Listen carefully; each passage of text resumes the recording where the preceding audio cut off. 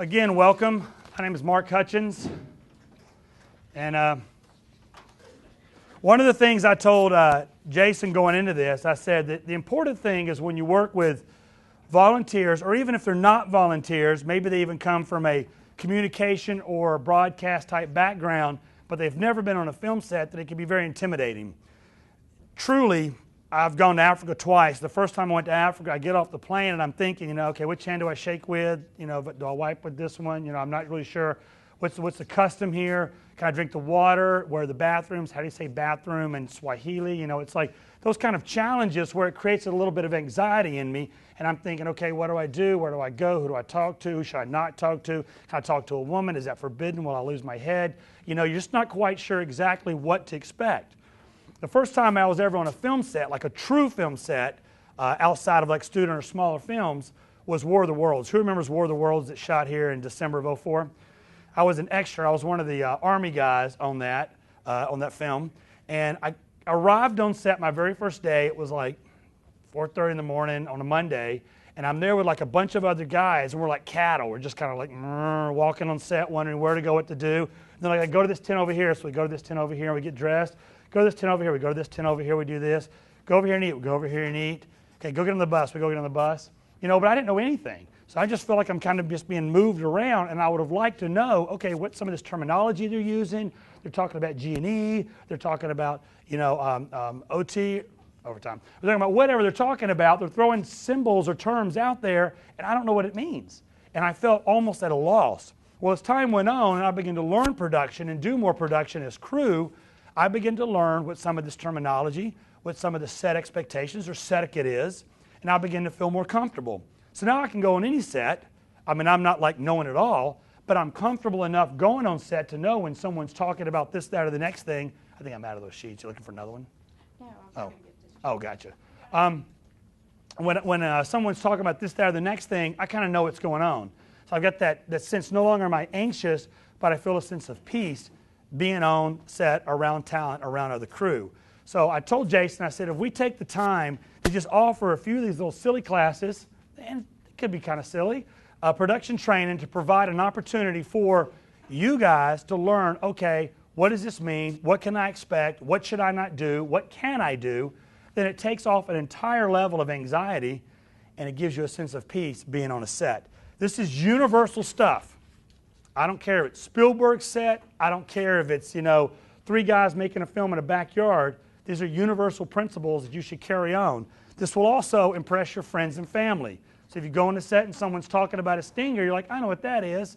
It's not a stinger, it's bees. No, it's not a bee. It's something else, and you're able to explain that. So to lead off, I'm going to talk about safety. Now, for safety first, our primary goal is to shoot a safe film. Hands down. We want to shoot a safe film. We want everybody to come out of this film, all their limbs, all the parts. We don't want to dedicate it to you or your child because a light fell on them. So safety first. Everyone on set is a safety assistant. This is what's so important. All of you guys work for Stewart. You didn't know that, did you? You didn't know you had a job coming in here other than what you were doing. Everyone is a safety assistant, every one of you. Any and every one of you, each and every one of you, I should say, has the responsibility to call out any concern you see on set for any reason. Okay? Now, I'll cover this in a minute. We go quiet on set, quiet on set. Okay, sound, roll camera, action. Now we want what? We want to focus on that scene, right? We want that to be the primary thing. We don't want to hear a water bottle. We don't want to hear you talking to your friend. We don't want to hear any texting going on. Primary purpose is to capture that scene. We don't want anybody bothering it. Who yells cut on set? The director yells cut on set, right? We know this.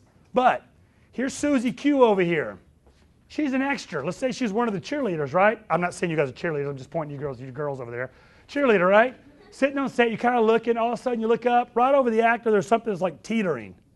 You're thinking, that light's going to fall on that person's head. It's just teetering there, all right? Man, I don't want to say anything. I don't want to get in trouble. So you just kind of sit there quietly. Thump. There goes our actress. She's in the hospital for a week. We shut down production, right? Not good. Not good. No one will fault you for saying cut on set. No one will fault you. If you back there and you scream, cut, cut, cut, light, and you point to a light and it wasn't a problem, maybe it was just a little wind and you saw it wrong, it's okay. We'll check it out. We'll thank you for being observant and paying attention, and we'll just do it again. So every one of you has not only the right, but the responsibility to speak up if you see any issues of safety on set. All right, terminology. I'm just going to run through these. Stop me by raising your hand if you have any questions. All right, PA is a production assistant. We're talking about a PA, we need a PA, we need a production assistant. Production assistants do anything and everything. You get water, you go pick up something off the truck if told to. You may help an actor, you may actually stand in as an actor, it may be whatever. So, production assistant. Number 2 is call sheet. A call sheet, and this is a question that I'm going to address right off the bat. People are asking me, where are we going to be next week or tomorrow? Where are we going to start tomorrow? What time are we starting? We're a little behind our call sheets because we're a little behind on a few other things, but don't sweat it. It's all cool. If y'all know all the other things, challenges we've had in the last 48 hours, call sheets are nothing. So we are doing good, all right? But call sheets basically are going to tell you when, where, who, answer all those questions for you. So you'll get a call sheet. If you're supposed to be there, crew, you'll always get a call sheet. It'll say this location, this address, this time, be prepared for this, these are the scenes we're going to shoot, this is the second meal, third meal, this is when we're going to wrap, et cetera, et cetera, et cetera. It's just a ton of information that you're going to get in a one-sheeter that you're going to be able to take, look over it, okay? I know what to do and I know where to be. I'm going to say this about call time. Call time will be on your call sheet. I want to make this real clear for you. Call time is the time that we start working, not the time you get there, unless you don't care about the first meal. If our call time is noon, and it says, this is your call time, noon, if you want to eat on set, first meal, your breakfast, whatever it may be, then you will come at 11:30 to eat.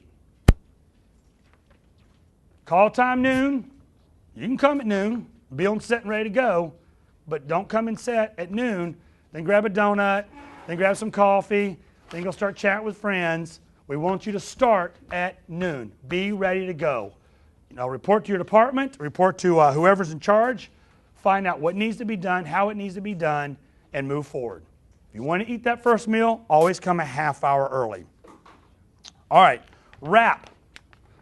Wrap is the time that we end. A typical standard, I talked about this later, I'll talk about this later on, but also there's a 12-hour day. It's kind of an industry standard. We won't always work 12 hours. Some days we may even squeak an extra half hour out of you, but we're looking at a standard 12-hour day. Wrap times are usually 12 hours following your call time. So we start at noon, we end at midnight. Just kind of know that going into it. You may get out a little earlier, maybe 15 minutes later, but we're looking at doing a 12-hour day. So wrap means it's time for you and your department to get everything together, get it stored and put away so you can go home and get to bed. Hot set.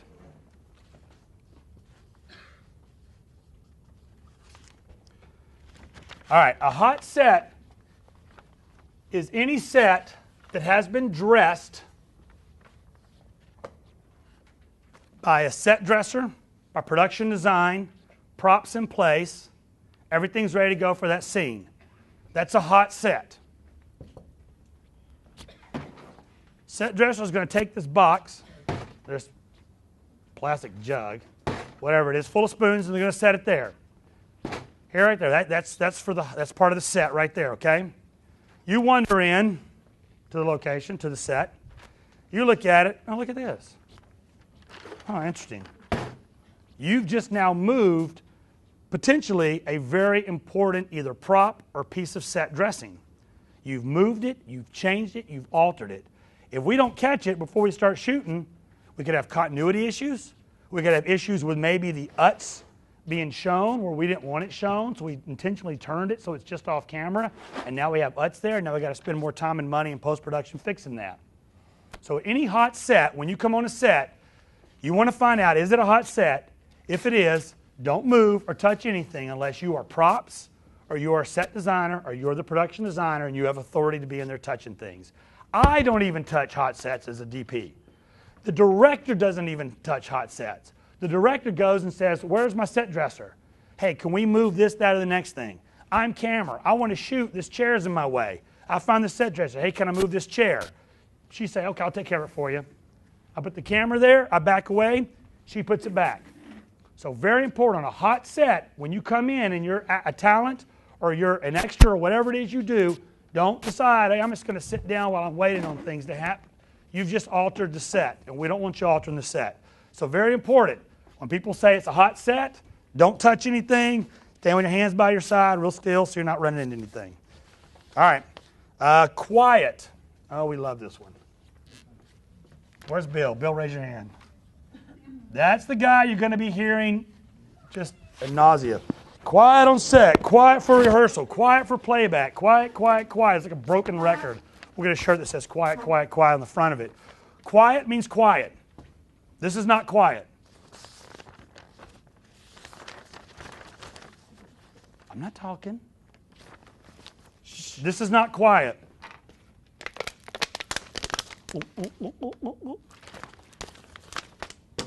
Okay, common mistakes. You're back there, you're thinking, I'm not going to talk. But you will. We'll hear everything. I love my sound guy. Where's Gelzo? Right in front of you. There he is. I've talked about, y'all ever talked about Gelzo. Gelzo is our sound mixer on set. Gelzo has great ears. He's got beautiful ears. We love his ears. They're pretty too. He stands there and he's got a headphone on. There's microphones. You may not even know there's a microphone. It's near you. And he's listening to make sure that everything is as it should be. There's not this humming from the air conditioner. There's not a refrigerator kicking on and off in the other room. There's not bees or crickets buzzing in the other room. And you're not sitting there wrinkling your water bottle. So quiet means you lock it up, you stop what you're doing, and you just freeze. Don't even sit down. You know, if you old guys like me, your knees start popping, right? But chairs start bending under the weight of you, creaking, noisy stuff. No. Quiet means lock it up, you don't move. That's what it is. It's beautiful. All right, now, once we're done, I'll throw action in there. I'll have this right here. Once we're done and you hear the term cut, that's when you can resume your regular business. You go right back to whatever you were doing. So the two things you're listening for are quiet and cut. Also, if we're shooting a scene in here, and I've got crew or talent milling around the hallway right there, and I yell quiet on set, this gentleman right here in this shirt and the jeans is going to lean his head back and he's going to yell quiet on set, and he's going to echo it down the hall. And there's people around that corner toward the front door, they're going to echo it, quiet on set. It's echoed all the way down. So everyone knows all the way around that it's shh. We shoot it. When we're done, cut, cut, cut, cut, cut, all the way down. I've actually walked by people off set, and I'll see them, they're real stoic, like they're praying, they're like this. And I walk by, what are you doing? Are we filming? No. Oh, they didn't hear it because nobody bothered echoing cut. So if you echo quiet on set, make sure you echo cut as well, so it's passed all the way down. Also, and Bill made a good point last time, I think it was Bill, we don't shoot a scene for 20 minutes. So you're not going to be standing there for 20 minutes like having to go to the bathroom, afraid you're going to wet yourself or something, because it's like, okay, I can't move, because it's like, okay, it's like 20 seconds, cut, a few more steps, quiet on set, cut, a few more steps. If you got to go, bolt it, and you'll make it. All right, action. Action basically means that actors are doing their thing, cameras rolling, moving forward. Back to one is a common term. Back to one for crew, back to one for talent. Back to one means I didn't have crew on there, but it's the same thing. You go back to your first position. So you might be an actor, and I might say, okay, here's your one, there's your two. That's it. So during a scene, action, cut. You've just transitioned. Okay, do it again, back to one. If you're talent, if you're new at being a talent, and we got to do it over and over again, it's not necessarily your fault. There's a lot of things that happen. There's sound, there's camera, there's focus on the camera. There's other things happening around you. Don't suddenly think, I've got to do this 12 times. I'm no good at walking from point A to point B. You may be great at walking from point A to point B, but I may not be able to pull focus on the camera while we're doing a dolly shot. And then at the same time, I might be making squeaky noises that makes Gelzo upset, and so now I'm in trouble. So we all kind of work together, in synergy to make this work. All right, hot points, very, very important. Another one of these hot words. Hot points is just one of those words. You think something pointy and something hot. It just doesn't sound good. Stuart loves to hear hot points, right? He's like, ooh. Okay, hot points means anything coming your way that is a potential hazard to you and your body. Okay? Get out of the way. Get out of the way. It could be a hot light that we're carrying off set. It could be a piece of camera gear that if you run into us and drop it, that's 80 grand. It could be something that's sharp. It could be something that's just long, anything. And what I want to ask you also, when we say hot points and you're in a doorway, don't just go like this against the doorway. Actually get out of the doorway and go even further if you can to get out of the way. It just helps us. It helps G&E, which is, I'll cover that in a minute, to get around and do their job without having to worry about harming you or running into you. Crossing is just a common courtesy. I'll write on here, crossing. If you happen to be on set, G&E, sound, camera, set designer, wardrobe, hair, makeup, and you happen to walk in front of the camera, between the camera and the talent, a courtesy is just saying crossing. Crossing. It just lets me know. I'm like real concentrated on the, I'm looking, suddenly a body flies through. What was that? It's like a UFO. No, okay, crossing. I know now you're walking through. Copy that, roger that. It works a lot better when you're on a walkie-talkie and you hear someone say, hey, I need this, I need that. Okay. Okay, what? Okay, you're going to get it. Okay, you get somebody to get it. Okay, you're going to take care of it. Okay doesn't always mean. Maybe you said okay because you really didn't hear what I said, so you don't want to sound like you're deaf. So you're like, okay, but then you don't do anything. So when you actually say, copy that, roger that, you're clear, it's very clear to me that you've heard what I said, you've heard what so-and-so said, you can go take care of it, and it's a done thing. Reset. Reset is mostly, but talent will hear this, it's mostly for set dressers or props. Reset is to put a set back in its original condition for another take. So we have a stack of papers, and the talent takes the papers and they swing them across the floor like that because they're angry or something. Okay, cut. Reset. Put them back up there. So if you're talent, you hear that term, they're not talking to you, they're talking to the person that's supposed to put that back where it needs to be. Apple box, stingers, and C-stand. These are three common things you'll hear on set. Just to keep you up to speed, apple box is a standard wooden box. It comes in 4 sizes, but it's used for everything and anything. We might have you actually stand on an apple box 2 inches off the ground because you're just a little challenged, vertically. So we're going to get you up there so you got nice eye line with the other actor rather than being like this. You ever see Smallville? Remember Smallville, the television show on SW, or was WB or whatever?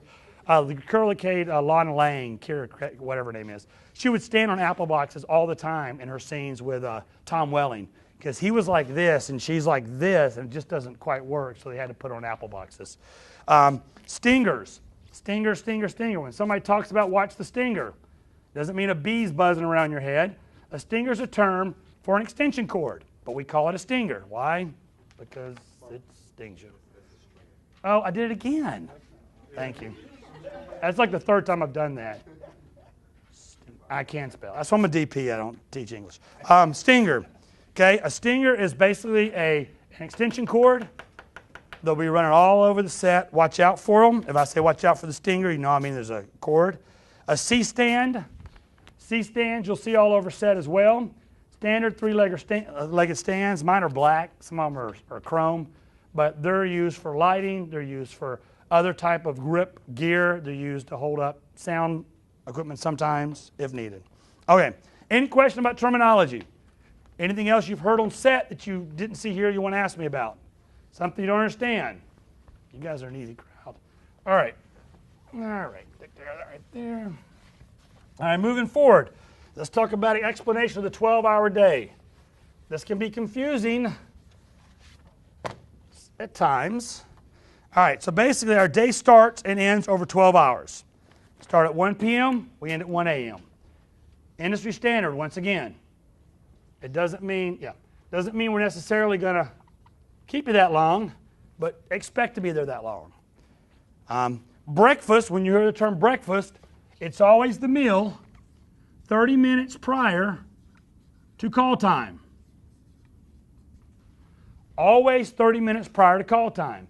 If you want to sleep an extra 30 minutes and show up at call time, knock yourself out. It's not a problem. But if you want to eat breakfast, we want you here, if this is the case, at 11:30 p.m. Breakfast will be up and running. You can come in, grab yourself whatever you want to eat there, eat, be done with it so you can be at your department by 1 p.m. That didn't sound too good, did it? All right. The second meal is always 6 hours later. So in this case, it'd be 7 p.m. Always 6 hours, and it's always lunch. Sometimes we literally start at 6 p.m. and then at 6 a.m., and so lunch is at 12 midnight. But just so you understand, lunch is always 6 hours later. So you can be expected. Now, give or take 30 minutes, people. If we're going to 7:15, we'll try to let you know it's coming. Just chill. We're going to get you out there as quick as possible. We want to respect the fact that you're out there working. We need to feed you. 6 hours later, usually wrapping. And as far as I know at this point, this meal will always be a takeaway, some type of sandwich in a box or a bag. You take it, you go home. You may not even want to eat. You may want to go straight home and go to bed. But it's there for you if you want it. Lunch or? Lunch. Okay, we're saying lunch is going to be an hour. All right, so we'll get you in sometime between 5.5 and 6 hours. Go an hour. Here we go. All right, turnaround time, 12 hours. What that means is typically what we're looking to respect, we have some challenges, what we're looking to respect. Before you come back, you're going to get 12 hours off. 8 hours of sleep, 4 hours to play. Any questions about this 12-hour day? Now, quick here. Not everyone is going to come at 1 p.m. if that's the call time. Some of you will come at 2 or 3 or even 8 after lunch. So whenever you're needed, we're calling you in at that time. All right, the craft service table. All right, this is always kind of a touchy one. I was on the set as an extra during Evan Almighty. Remember that shot up in Crozet back in 2007 with Steve Carell. Tom Shadyac was the director. At Evan Almighty, as an extra, like $85 a day. It's kind of nice, you know, but just sit out there. It's like 14-hour days. You know, you just sit around a lot. You go on set. You're there 30 minutes. You go back and sit around a lot. They fed us like kings. I mean, they fed us like kings. They had fresh Gulf fried shrimp. They had steak. They had the tilapia. They had all this crazy food out there. And then every day, Tom Shadyac would have the ice cream truck, a smoothie truck, some kind of other truck, and then a fourth truck, and they would rotate. I was there like 6 days. He would pull the truck up, and 400 extras could go up and get anything they wanted off that truck. This is not Evan Almighty. Just so you know right off the bat, okay? I would love to have the smoothie truck come out and feed everyone here working, okay, cast and crew, but it probably won't happen. So we have a little table, probably half the size, with some sweets, some salts, right? I don't mean sugar and salt, I mean actually some food, but some drinks, water, some sugary drinks, hopefully some fruity drinks for you guys to have, especially my crew, to have some form of refreshment. It's a hot day. You get here at noon. It's 4 o'clock. Bronson, my ACO over there, is like, oh, man, I need some water. He's got to be able to go over there, get a bottle of water so he's not passed out and dehydrated, and I don't have to do his job. So he needs to be drinking and taking care of yourself. He may just, want a little piece of candy or something. It's right over there. Please don't use the craft service table as a fourth meal. This is a micro, low-budget, independent film. We have limitations. We have challenges. Every film does. Food is one of the most expensive things on set. Jason showed me his corn. He's like, look at all this food we got. And I'm thinking, that's 2 days' worth. It's gone like that. You need to drink. You need to eat. You need to keep yourself going. It's important that you take care of yourself. We want you to go over there and grab something to eat when you're hungry. We want you to grab something to drink, especially water. Water, water, water when you're thirsty. But please just be mindful that if I'm on set 6 hours into it, lunch is going to be half an hour late, I go get water, there's no water, or there's no food, there's no drinks, I'm going to pass out. And then what we're going to do. So just be mindful that it's for the talent and crew only. Background extras, I'm not abusing you. You will be provided water, and if we have a light snack, we'll give it to you. But that crafts table is for talent, speaking principals, and supporting roles, or if you have a role where you come on set and you speak, that's your table, that's the crew table. Got to protect the crew and the talent that's going to be there most days in and out. Drink plenty of water, and carry one of those, I don't have it with me. You go to Lowe's, like on the checkout line, there's like a little tiny permanent marker, it's like 99 cents, a little keychain on it. They don't have them anymore? I know, I went to look for one. Well, grab yourself a permanent marker, stick it in your back pocket with the Staples does. Thank you. Go to Staples. 99 cents. The reason you want one of those markers is to mark your water bottle. Happens all the time. Water bottles, they all look alike. I open mine up, I take a drink down to here, I set it down. Gels opens his up, takes a drink, sets it down. We walk back, I'm looking at Gelzo, I think he's Jeremy, he thinks I'm Jeremy, neither one of us want to drink after the other person. So what do? We get another bottle of water. We have just wasted 2 bottles of water, which are usually 35 cents each, and we've wasted those resources for the rest of the crew. When you write your name on that, then it gives you more accountability. You're going to keep up with your drink, and no one else is going to be picking it up. And that's very important. I don't care what set it is. I've seen large sets like HBO and John Adams, the miniseries. Crew was like marking their names on their bottles and stuff. Extras usually didn't do it, but the crew did. And that was very important to reduce cost. We don't want to just be wasting things. I'm big into not wasting things. And usually at the end of the day, I'll walk around any crew, music video, commercial shoot, whatever, and I'll find 5 or 6 or 10 bottles of water that are just like capped off, okay? And somebody else finds it, they can say, hey, Gelzo, here's your water bottle. Oh, I couldn't find that, thanks. So keep drinks and food, with the exception of water, near the craft service table. We don't want you taking food and drinks and just wandering around the set for a variety of reasons. Water with a lid on it, carry it with you, no problem. Keep the rest of stuff, just kind of try to stay close. Oh. Everybody write down on your paper, bring a chair. You got one of those little $5 or $10 yard chairs you fold up? Crew, cast, if it's not too late for some of my crew, bring a chair. This is unfortunately not a production where we're going to have tables and chairs set out all the time. So if 60% of you bring chairs, the rest of you will probably be fine. So bring one of those chairs to sit down on. Good. All right, working with talent. All right, another semi-sensitive topic. This is a hot set, right? People misunderstand this. I don't want you to misunderstand this. If there's anybody here that's Stephanie who's playing Faith, if you're like her best friend, I'm going to tell you right now, not on this film. On this film, no talent is your pal, no talent's your next door neighbor, no talent's your buddy. Talent is talent. We're going to treat them like talent, and I'll explain why. On this film, as in on every film, talent is to be politely spoken to, otherwise left alone. Talent comes in, you greet them when they walk on set. Hi to them, how you doing? Good, doing good. Don't stop them. Don't talk about your plantar wart or your hamster or anything else. Let them get to the trailer. They're going to report to whoever they report to. They go into usually do hair and makeup. They walk over to do wardrobe. Then they go to set. The whole time they're doing that, typically, talent I've talked to, they're going through lines. They're getting in character. They're thinking about, what do I need to do today?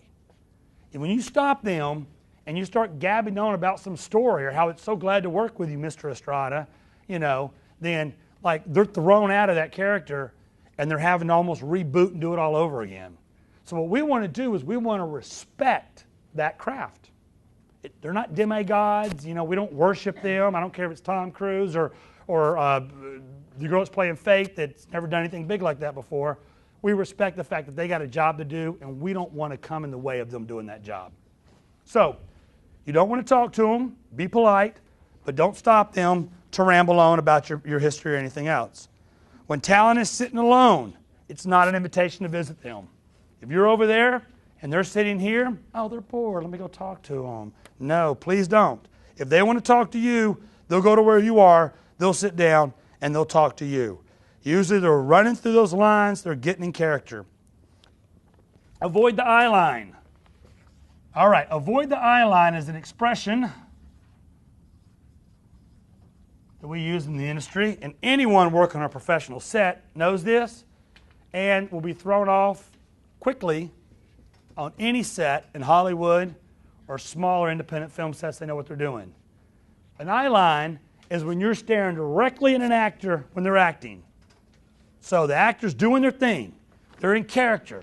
Maybe they're rehearsing, or maybe the camera's rolling, and it's an emotional scene, and they're going at it, and they look around because they're, just, what do you do? When I talk, I look around. When you talk, you look around. They look around, and they see you like staring right at them. It totally throws them out of character. I've had actors, The director's like, what? He's like, that guy's just staring at me. The dude's like, just staring at him. Always divert your eyes. We make fun of that, right? Divert your eyes. But it's good not to be looking at talent. You can see it later. You'll see dailies at the end of the day or the next day or whatever else. We'll show the crew, hey, this is our progress. Take a look. And you get to kind of huddle around a monitor, kind of see some stuff. Ooh, that looks good. Wow, I'm excited about coming back tomorrow. But not while we're shooting. If it's in a field and they're 50 yards out and you're standing back there and they can't really make eye contact with you, I don't care if you watch what's going on. But if we're in a scene and Gelzo's acting and I'm standing there and I'm just staring at him like this and he looks at me, he's out of character just like that. Totally breaks concentration, hurts the performance. You having to pick up and do another retake. Okay? Thankfully, our talent is not volatile like some of those Hollywood types, but we still want to respect their craft. So by all means, please avoid that eye line. All right, any questions about talent? Yes, sir. Are you allowed to speak to the talent during meals? If talent comes, great question. If they come and sit down with you during a meal, by all means. If they're sitting by themselves or they're sitting with another actor, they could very well be rehearsing lines or talking about the character. Great question. So once again, let them come to you, otherwise leave them alone. Before and after set's really the best time to catch them if you just want to tell them they're doing a good job or just say hello to them, by all means. I mean, you don't want to be rude to them. Like, nobody's talking to me. Yes, sir. Can we get autographs? At the premiere. All right. Locations. That's a good answer. I like that. Yeah. All right. Locations. Very, very, very, very, very important. I just keep building on these varies. The location is not your home. It's not your office. It's not your yard. It might be. Are we shooting at your house? Raise your hand if you're shooting at your house. Are we shooting on your property? Are we shooting in your car? Okay. If this is not the case, it is not yours. Don't treat it like your house. We don't want you sitting on the furniture, putting your feet up, sitting your drinks on the wood furniture, anything like that. We don't want you putting your hands on the walls. We don't want you standing there and putting your feet on the walls. We don't want you leaning against the walls. We don't want you doing anything with that location at all except walk in, leave the smallest footprint possible. Don't walk around other people's rooms. If it's not your house, don't go through the drawers. I've seen it. I don't have anything to do. I'm just going to go through people's drawer. What the heck are you doing? Going through somebody's drawers. I mean, what is that about? I'm just going to look at their clothes. It's weird, Don't lay on their bed. Don't play with their light switches. Don't look in their closets. Don't use their bathrooms. All this is very, very important. It's not your location. We've either been given special permission or we've paid for that location, and we don't want you to ruin that relationship by taking liberties that you would take in your own home. Okay? I respect every location I go to. It is not mine. I know it's not mine. I respect it. Avoid carpets. If you can avoid a carpet and go around the other room, go around the other room. Your little feet carry a lot of dirt. And maybe not, hey, we got 2 people living here, it stays clean. You get 40 people in there running through that carpet for 3 days, in and out, in and out, in and out. Suddenly you got this track right through the middle. We've had to clean carpets in the past. We've had to replace wood floors in the past. That's another story. But that's happened. Okay, no drinks in rooms unless you have to bottle water. Use only the designated restroom. Langley, is Langley here? Langley Coleman is location manager. He'll tell you where you go to the bathroom and where you don't go to the bathroom. Don't just wander into a bathroom because you got to go. Here's the bathroom. I'm telling him to put tape across anything we shouldn't go into. We have designated restrooms we use. We don't just use any restroom. Yeah, there may be a line. There may be a line. Like, treat it like you're at the fair. The big old line's the fair. Our locations are not open sets. Please do not invite someone. Don't invite your friends, your cousins, your grandmothers, anything else. Talent, your you're 15 and under. Was that the number we 15 and under? 15 and under, I think we would like to have a parent there. So you're obviously allowed to be there with your 15-year-old or younger. If you're 16 and you're responsible, parents, I don't mind if you drop them off. By no means should anyone go to a set that's not invited. The difference is a location is the house we're shooting in. This is looking down. This is the driveway. Here's the street. This is the location. This house. The set might be the front yard. It might be inside the house. It might be the backyard. If you come on set or on location, you park here, and you're brought on, and they have a tent here, and they say, here's where we want you to stay. Please do not just wander over here and decide you're going to check out the set, or wander inside to look at how it looks, or wander back here. Stay where we put you. There's a lot of reasons. Number one reason is safety. Man, you guys are good. Number one reason we want to keep you there is safety. Safety. You don't know what to expect. You don't know what to look for. It can be a potential problem. All right. Set etiquette. Set etiquette. First thing I put down is count to 10 slowly the moment you walk on set. Things change so fast. If you step on set, you see something and you run for it because you think, I got to do this really quickly, then you've rushed into something without the forethought. Literally, step on set,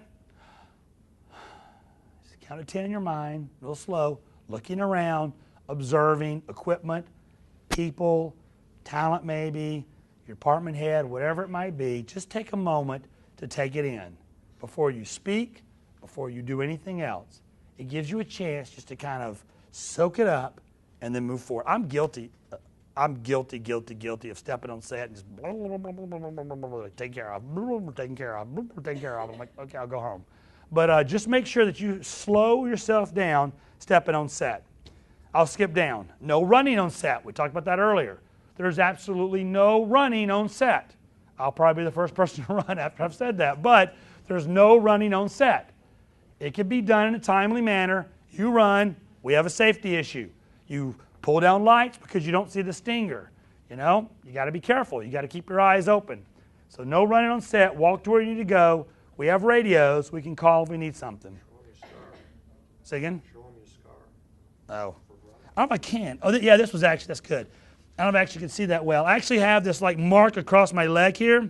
It's actually dented the bone. And this was from 2 years ago. I did a shoot down in North Carolina, and I was running out on the wet grass, and I was the gaffer, the chief lighting tech. I jumped up on my truck, slid, and went right into a piece of metal. And the thing like swelled for like 2 weeks because I couldn't quit working. It was like one of those kind of shoots. But very dangerous. Thank you, Steve. Cell phones off near set, vibrate otherwise. Meaning that if you're within proximity of a set and there's any thought in your mind, maybe I'm close enough, just turn it off. Kelzo can hear. And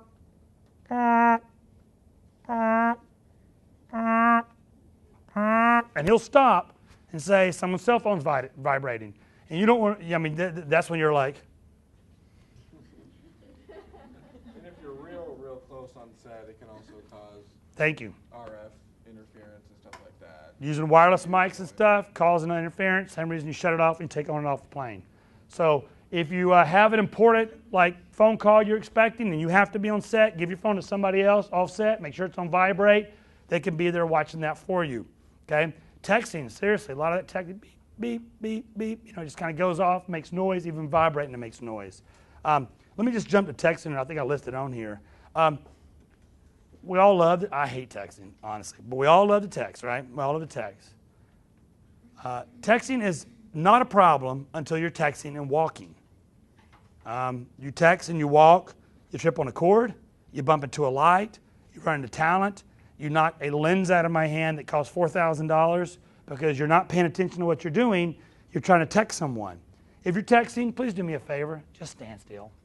Step off to the side, do it if you got to do it, and then get back to work. It's just a safety issue. Oh, very important. Do not. I'm going to write the important ones down. All right. Do not handle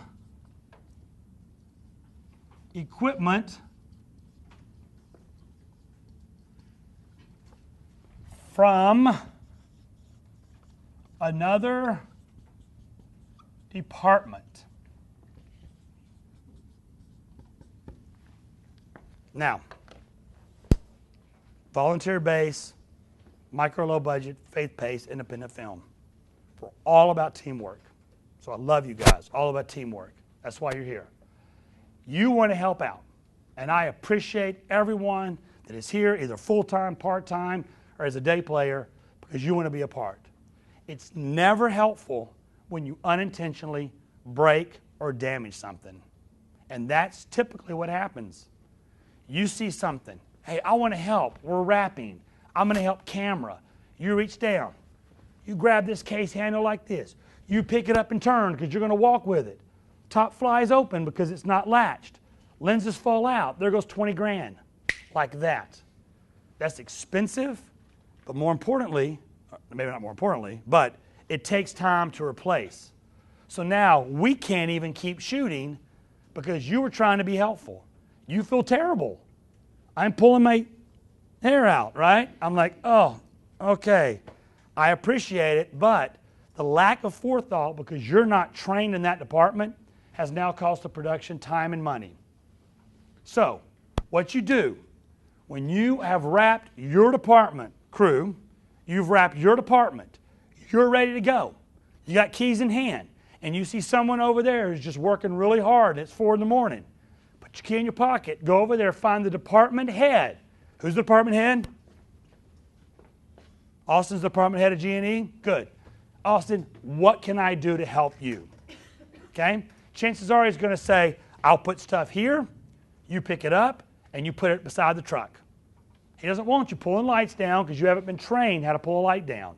You don't know if it's hot or not. He doesn't want you damaging or breaking equipment yourself or the location. So when you go to that department head and you ask that person, how can you help? Now you are truly being helpful. And we appreciate that. Anything outside of asking, Kelso here, a lot of expensive equipment, a lot of little pieces. In your being helpful without asking or going through the proper channel, you might lose a piece of equipment that's expensive and means we can't shoot tomorrow because we needed that piece of equipment. So I'm just saying this again. Please respect the departments by going to the department head and saying, how can I help you before you touch anything in that department? Bronson's trained on camera, Jake's trained on camera, I'm trained on camera, and Ari's trained on camera. That's it. No one else is going to touch camera. Jason is the executive producer, but he will not be walking in and grabbing my camera to carry it out to the car. He respects our department. Even though he is the chief and the executive producer and he's the big cheese, he still respects the fact that he doesn't know it like we do, and that's what we need to do. So I always reiterate that, always make a point of that in every class because as helpful as you want to be, it's not helpful if you didn't think through it and you don't know how to handle it. Any questions about that? Okay. Expert advice. You may have expert advice on something. You might be an electrician. Maybe you quit doing it or you learned it in college, just never used it. And you see your gaffer here plugging one of those power strips in the wall and then plugging 5 power strips into it and then plugging like 5 more power strips into each one. And then you got like this mess and you're freaking out. Of course, Stuart would be freaking out. But if Stuart's not there and nobody else says something to Stuart, you might have expert advice on a better way to handle that load, right? Spread things out, whatever it might be. Go to your department head first with that advice. That was kind of a safety issue, so we can't really use that example. But something similar to that, you may have a better idea of how something should work.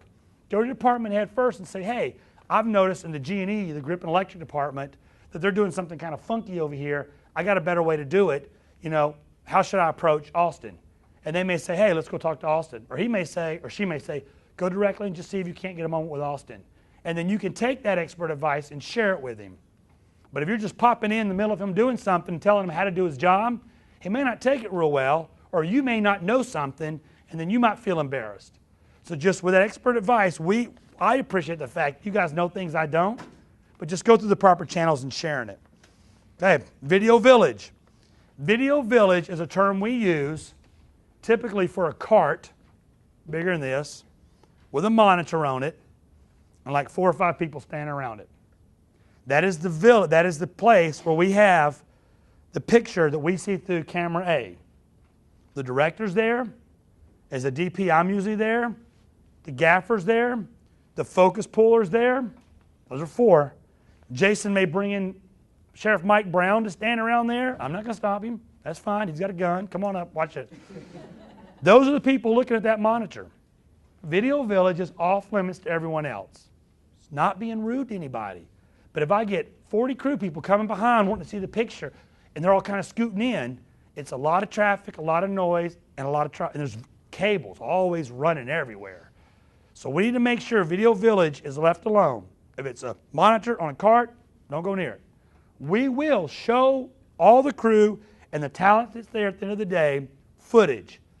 Hopefully every day, every couple times a week, if nothing else. Every other day maybe. We want to show you scenes we're cutting together, because we are cutting this film as we're shooting it. We want to show you what we call dailies. It may just be a shot of something happening. We got these fun car scenes where police cars are going down this dirt road and stuff, kicking up dust, going to have cameras on cars. We want to show you that. We want you to get excited about that. But we want you to see it after we shoot it, not while we're shooting it. So please be conscientious about Video Village. We don't want you lingering around it, and we'll show you the stuff in time. Know the set. Know which way the camera's pointing. I'll tell you my funny story about that in a minute. Know where the stingers are. If you see an orange cone in the middle of a doorway, chances are right below that orange cone is a stinger. It's just there. If you trip over a stinger under an orange cone, I'm going to laugh at you. Just all there is to it. After Stuart gets on to me, I'm going to laugh at you. Because I'll be like it was right there. Orange cone. It's like 18 inches high. How can you miss it, right? It's right there. Keep your eyes open. Don't be texting and walking, and you won't run into it. Don't be texting. Well, we talked about texting. Offset, we're fine, as long as you're not walking. All right. My funny story is War of the Worlds. I was one of the guys with the uniforms on, Army guys, National Guards, whatever. The first 3 days we did that scene, or first 2 days we did that scene. And then on the 3rd day, we started off, and they had us dressed in camo. We're doing this whole scene and everything. And then at lunchtime, which was our midday meal, they said, okay, everybody that's Army and that came in their BDUs, we didn't call them that in the Marine Corps, but came in those uniforms, can go home. If you came in your civilian clothes and you want to dress back in civilian clothes, you can stick around and you can be one of the extras. Who saw War of the Worlds with Tom Cruise? Remember the scene where the ferry goes under and they end up in the water, they climb out of the water, and they're walking through the trees and the clothes are falling, and then you see like this big exodus in the country. It was like hundreds of people walking, and they're tattered, they're dragging their suitcases, and then the big thing comes over the hill and there's a big battle and the boy runs up. Okay, anyway. So that scene where everyone's walking and Tom Cruise is saying, Robbie, wait up, Robbie. Robbie, wait up. Wait up, Robbie. And him and Dakota Fanning are walking, and Justin, whatever his name, Chadwick or whatever, is walking up ahead. Well, that's the scene we were shooting. Well, I came out there in my regular clothes, had a backpack, it was freezing cold, had a little beanie on, and they said, okay, you go stand over there. So they put me over here. Like 150 yards away, I'm like, that's a camera over there. Number one, that camera wasn't going to see me. Number two, it was pointing the wrong way. Well, I'm an extra. I want to be in a movie. So I just kind of wait there, and the guy's like, you stand here. I was like, okay. He walks off. I just start walking. Now, the funny thing is, I didn't look like an extra. All the extras had all this makeup on and tattered clothes and these ridiculous props. I looked like crew.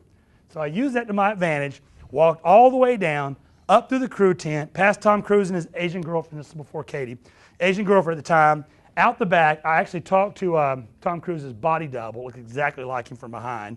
We talked to him from Ohio, I forgot his name, David something. And we had a conversation with him, and then as they were setting the camera up, getting ready to shoot this scene, I thought, So I walked up, how you doing? Doing good, doing good. Walked up. And just stopped right here. The camera's right there. I was like, all right, this is it. So, okay, well, how am I going to see myself in the movie? Because I know I'm going to be fuzzy in the background, right? Now, I did exactly the opposite of what I'm telling you telling you to do, but I wanted to be in front of the camera. I wanted to see myself. So when they called action, I thought, I know, I'll limp. So I limped like this with the scene. All right, back to one. Shot it probably like 12 times. I don't know, Tom Cruise just couldn't say, wait up, Robbie, right, or something. But we got that shot, boom, done, go home. 6 months later, whatever, the movie comes out. I'm sitting there. There I am! I see myself. I'm limping. That's me. And then it's gone. Just like that. My friends are like, yeah, that's you, right? I'm like, no, that's me. I knew I was limping. But That's what I don't want you to do on this film. We don't want you to get in front of the camera and limp so you'll be on picture.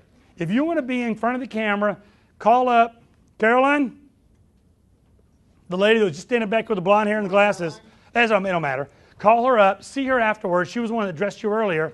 She's the one handling extras in the background. And then you can be in the background and maybe you can throw a little limp in there or do your hair like this or whatever, and you'll be in the film. It's not as great as it seems, but for the crew and for anyone working on set, we want you to know where the camera is and avoid it. Okay? It's happened. We're sitting there behind the camera. We're looking at it. Suddenly someone says, "Who's that?" And we see somebody sitting back there, usually, okay, literally in frame, texting. You're like, "Bob, oh, sorry."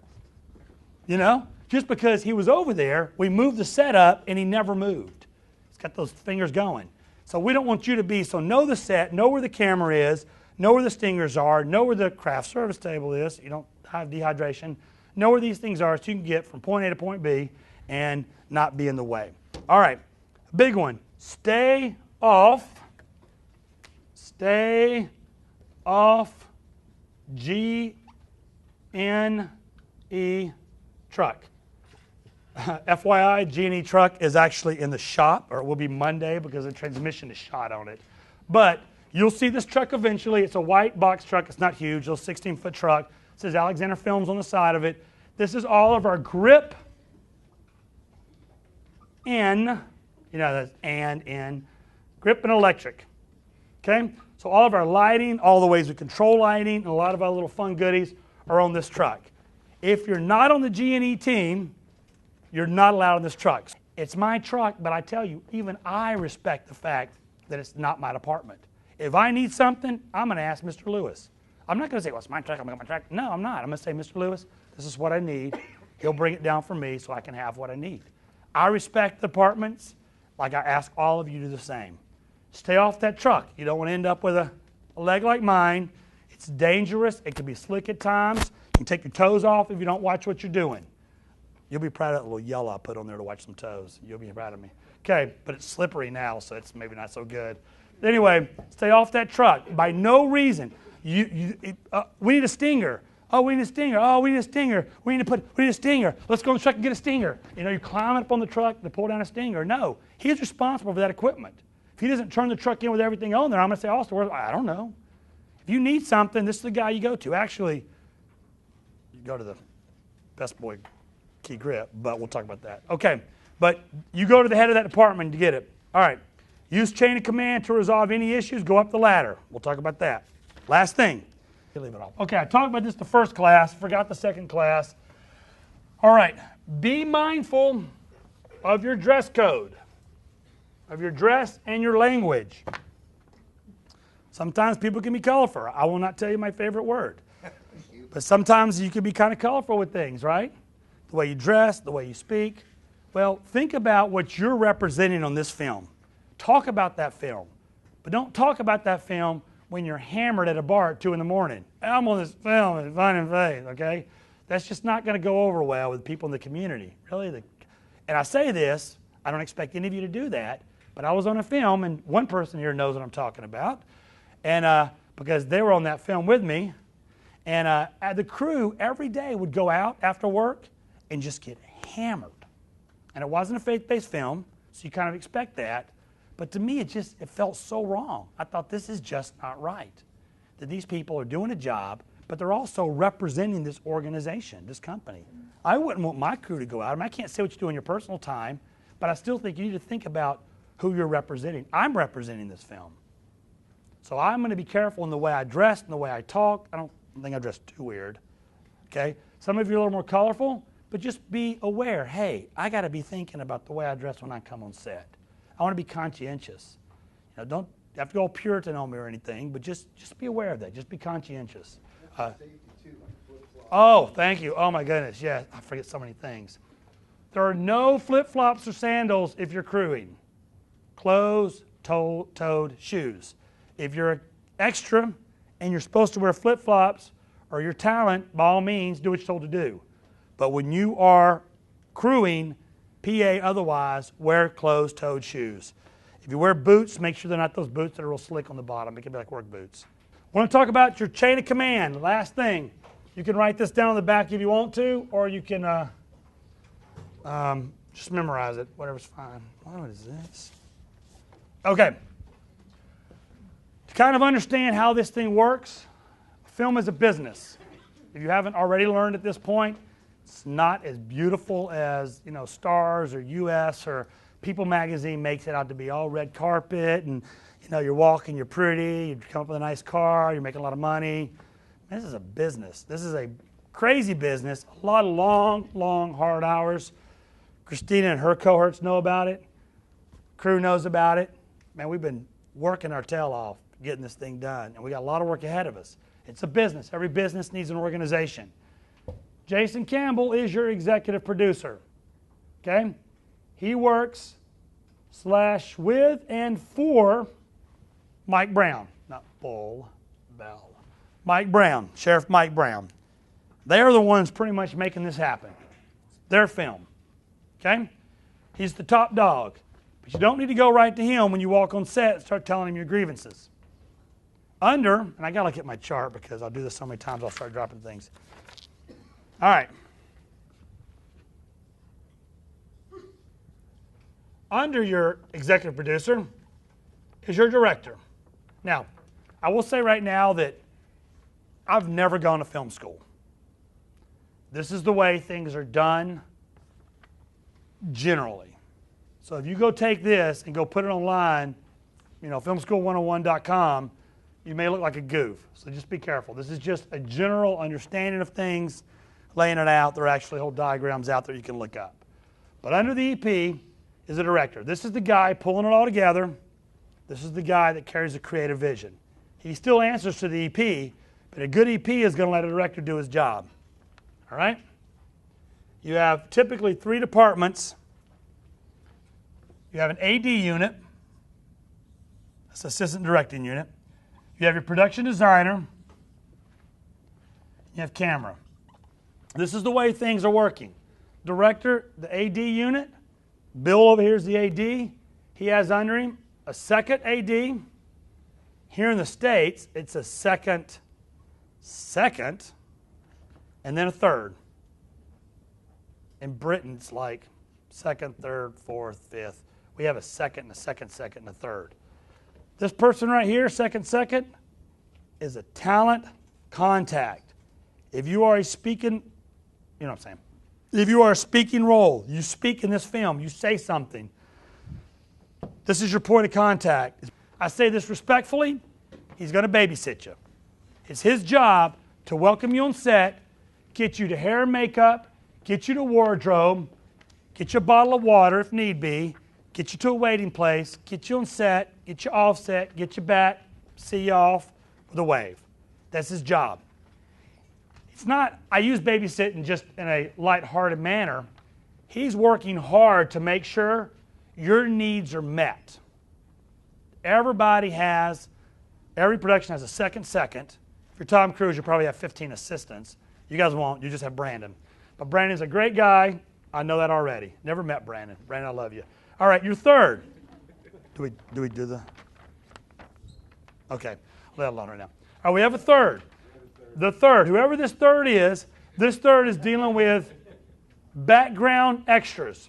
So if you are a background actor, then your point of contact is your third AD, and Bill will let you know who that is. When you come to set, this person talks to you, they work with you, they get you to here to there, the next place, and everything else. Third AD does a lot of other stuff to help support Bill. The second is responsible for your call sheets, getting them out to you, logistics of scheduling, changes, anything else that has to be done. Second's usually sitting in a trailer making it happen. Bill is the guy on set yelling the whole time. He is basically the right arm of your director. The only time the director ever addresses anyone is usually at the start of a day, hi, welcome everybody. If he got something to say to you, okay? And then he's right with the talent, and he's talking to Bill, and he's talking to me, and he's talking to the production designer. And he's saying, this is what I need, this is what I need. And then he's quiet. He's working with the actors. This is a quiet guy. Who knows Justin Rossbacher? Yeah, we love him. Real quiet guy. He's working. He's like, okay, Bill, let's go. So Bill starts doing all his yelling. And then Justin says, action. Cut. And that's all he says. And then he's back to doing his thing. So he's just kind of quiet anyway. But your AD is the one making this happen with scheduling and such. Busy man. Production designer is Christina. Christina's your production designer. Under Christina, you have varied departments. You have wardrobe. You have hair and makeup. You have props and, I'm going to kind of throw it all together here, sets. Okay, just in case you guys don't know the difference, prop is anything an actor touches or handles. This could be in frame, but if an actor doesn't touch it or handle it, it's set. It's part of the set. If the actor picks it up, it's now a prop. It changes titles. So you have a props master, who handles and keeps up with props. We might shoot a scene today where I pick this up and I walk out of the room. 2 weeks later, we may shoot a scene where I walk out the door wearing the same thing, carrying the same prop the same way. Who keeps up with that prop for 2 weeks? The props master. Sets, we talked about hot sets. These are the people that dress these sets. Hair and makeup. Wardrobe. We have wardrobe, somebody running that department. We have key costumers under them that are helping them in managing that department. Under camera, we have G&E and the camera unit. Camera unit basically is responsible for building cameras, getting them up where they need to be, setting them up, tweaking things, getting it done.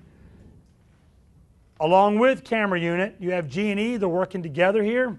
G&E is your grip and electric, responsible for all the rigging of all the lighting, where they're going to put it, how they're going to put it.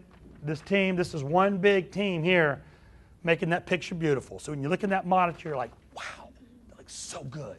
Okay, this is this team making it happen. And sound's here for effect. They're great. They work, and I love this guy. They work directly with us because they're saying what they need from us, and we're telling them what we need from them. So we're working together to make it happen. But sometimes the director might go directly to sound with his needs. So this is basically a loose diagram of how this thing works. So if you're in any one of these departments, you understand there is a chain of command. Now typically the chain of command doesn't work. I kind of did this wrong. Actually, it's kind of like answers to, because these guys actually all answer to Bill as needed. And a lot of times the second AD will actually talk to these guys about what needs to be done as well. But if you're in the AD unit, Bill's your contact. You're in here, Christina's your contact. Even within these departments, you have contacts. Your camera, I'm your contact if your camera unit. G&E, Austin's your contact. And Austin works with me. Sound, Jonah's your contact. And he has guys that are under him that do their own thing there. You're in hair, you may have talked to me and only me up to this point. I don't really want to talk to you anymore. I mean, I'm not trying to be rude, but the thing is, you could ask me tons of questions and I'll be like, I don't know, talk to Alexander. It's happened like twice. Talk to Alexander. Send. Because it's just not my department. And I can't advise you. And I don't even want to begin. Hair and makeup, not my thing. Sound, not my thing. Design, not my thing. Wardrobe, definitely not my thing. You know. So these are all departments that we respect. I can do some G&E now. I can do some location stuff. Oh, I forgot locations. Locations kind of swings out here. Your location manager, that's Langley. And of course, I should put Stewart above everybody else. There you go, Stewart. Langley Coleman, though, he's your location guy. He's the guy that if you need to know, department heads, if you need to know where to set up, wardrobe pops in. You got to find Langley. Langley, where are we setting up?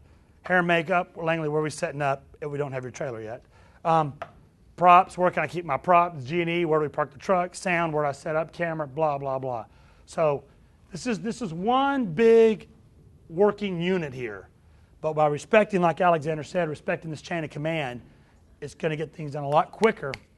We're not going to have a lot of hiccups or problems. Honestly, please don't come to me unless it's just not working any other way and you can't get an issue resolved before you walk off set and say, that's it. You can see me at that point.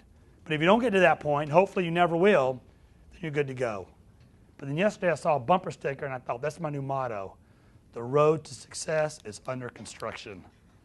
I said, man, that is so true. Like we have so much to do getting from point A to point B. But we're not going to stop because we hit a few hiccups. We're just going to keep plodding along. 6:30. Oh, I'm doing good. Okay, I won't keep it too much longer. All this happens, and then what do we do with it? We go to post-production. So from the camera, the footage goes over to our post supervisor. He's the guy sitting there, putting it together, making it happen. He's the guy that's going to be showing you those dailies. You watch the edit, you get excited about what's happening. Thank you. Well, I hope this has been helpful somewhat to kind of help ease your mind. It's a lot of information thrown at you. I don't expect you to know it. You can go review this cheat sheet in the morning when your mind's fresh.